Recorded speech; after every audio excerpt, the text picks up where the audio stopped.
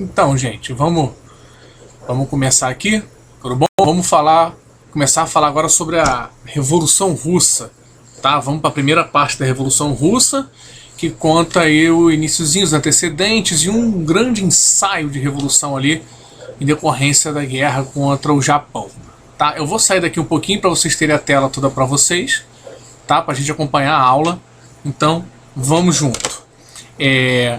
Como eu falei para vocês, a gente vai começar a ver aqui os antecedentes dessa revolução e o que costuma se chamar de grande ensaio, que é na verdade uma grande tentativa ali, tá? O que acontecia na Rússia? A Rússia era um país muito grande, sempre foi um país muito grande, tá? E era dominada pela dinastia Romanov, né, pelos czares, enfim, da dinastia Romanov, que era um poder absoluto, era um império, um absolutismo, e você tinha ali esse tripé de sustentação da família Romanov. O clero ortodoxo, né, herdado aí da Igreja Católica do Oriente, que vai para a Rússia.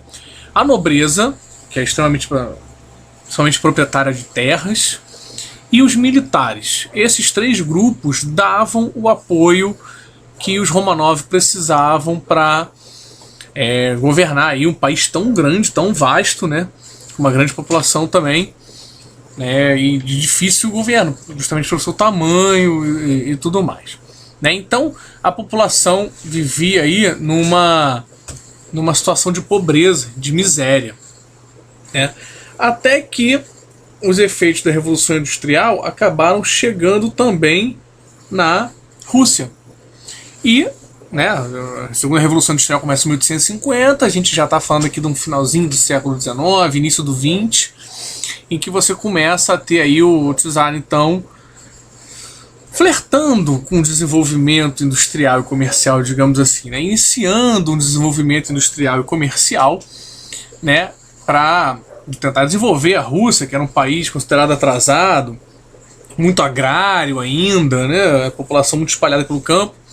E esse desenvolvimento industrial e comercial começa a despertar o interesse de pessoas que estavam no campo, né, algumas até com um sistema praticamente servil de produção lá, trabalhando, quase como uma servidão, e começa então a haver um grande êxodo rural, né? Muita gente vindo para as cidades, o que vão se tornar mão de obra muito barata para essa revolução industrial e que começam a ser utilizadas aí nas indústrias, né?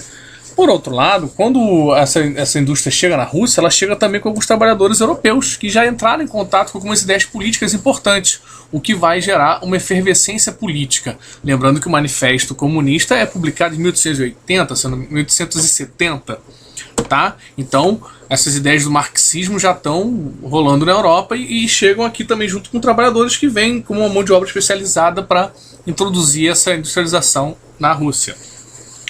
O que vai acabar, essa efervescência política vai acabar aglutinando pessoas em torno de principalmente dois partidos, mas principalmente esses dois. O Partido Operário Socialista Democrático Russo, de orientação marxista, e o Partido Constitucional Democrático, que é de orientação liberal, tá? Desses aí, o Partido Operário Socialista Democrático Russo, que é o que a gente vai fechar nele aqui agora, ele tem uma dissidência, ou seja, tem dois grupos ali dentro que têm ideias divergentes sobre os rumos que o partido tem que tomar, né? De um lado, Lenin, liderando os bolcheviques, que eram a maioria das pessoas desse partido, que queriam implementar o socialismo através de uma revolução proletária, ou seja, os operários fariam uma revolução e acabariam tomando o poder. Já os mencheviques, que eram a minoria do partido, liderados pelo Martov, acreditavam numa aliança com a burguesia para desenvolver a economia e só então, depois da economia já com um certo grau de desenvolvimento, a implementação do socialismo. Certo? Esse conflito vai crescer, né? Vai crescer, vai orientar aí as orientações do partido, e algumas coisas vão acontecer que vão gerar aí uma ruptura, né? Primeiro, a Rússia entra numa guerra contra o Japão para expandir o domínio ali pela Ásia e perde para o Japão. Tá? Perde para o Japão. Um país enorme como a Rússia perde para o Japão porque seu armamento era, enfim, muito inferior. Isso faz com que a Rússia mostre sua fraqueza e aprofunde a situação de pobreza ali, de fome que muita gente passava, e que faz com que as pessoas vão até o Palácio de Inverno do governo pedir por melhores condições de vida e de trabalho de forma pacífica. Só que o czar mandou o exército atirar em todo mundo, então matou gente pra caramba. Isso ficou conhecido como o Domingo Sangrento, né? Que obviamente vai gerar uma série de revoltas civis e militares. Os próprios militares também. Pô, que isso, que absurdo, né? Essa situação que a gente está vivendo, né? A revolta militar, o exemplo aí é do Encoraçado Potemkin, virou até um filme do Eisenstein, lá do representante do cinema russo do início do século, né? E isso faz com que a Rússia assine um tratado de paz e reconheça a sua derrota para o Japão. Isso enfraquece o imperador, que acaba tendo o poder absoluto vacilando, com a instauração da Duma, que é o parlamento, que dá início a uma constituição parlamentar, uma constituição que vai gerar a monarquia parlamentar. Tá? Junto com isso, tem início aí a formação de sovietes, que vai ter uma grande importância para a continuidade da revolução, que a gente vai ver daqui a pouquinho.